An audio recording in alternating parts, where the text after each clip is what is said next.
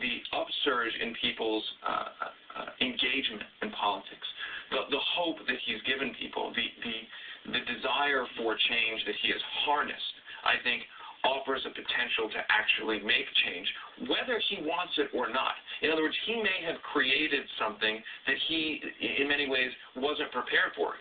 I think Obama has unleashed, through his oratory, through his candidacy, this force that could be used for very good and could push him in a more bold direction than even he may want to go. It's like in the Roosevelt administration. Roosevelt didn't come out for Social Security and give us all the great things that he did out of the goodness of his heart.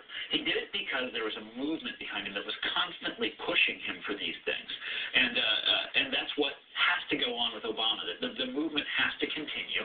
It can't just be one guy. The movement didn't just exist to elevate this one man to the Oval Office. It has to keep pushing him. I would use the term tough love to describe it. That's the stance that we have to take, but we have to keep pushing, and I think that's, look, like I said before, events are in the saddle. It's going to have to happen. It has to happen.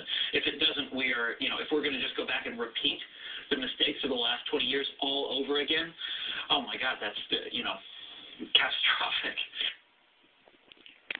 So, it's nice to finally hear somebody way the fuck smarter than me say that same shit. But I gotta give myself some credit. I've been saying that for quite a while.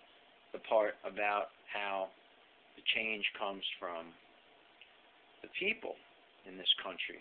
That's the way it's set up in a representative democracy, not a direct democracy, which just turns into mobocracy, but in an indirect fashion, once we reach Malcolm Gladwell's tipping point, if you will, I think that, it does come from below. And I think you get a president like Obama, who I think the most important part, if change is going to happen, the most important element to that change happening, he's already done.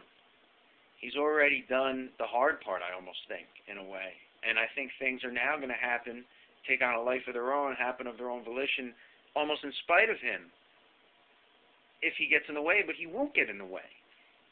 He's not George Bush. He's not filled with all this extreme hubris and ego and megalomaniac, But you got to trust in his intelligence and his practicality and how, I don't know. I'm not the smart one, so I don't need to say it.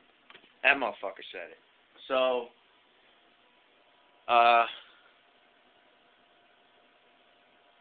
that motherfucker, no. This motherfucker.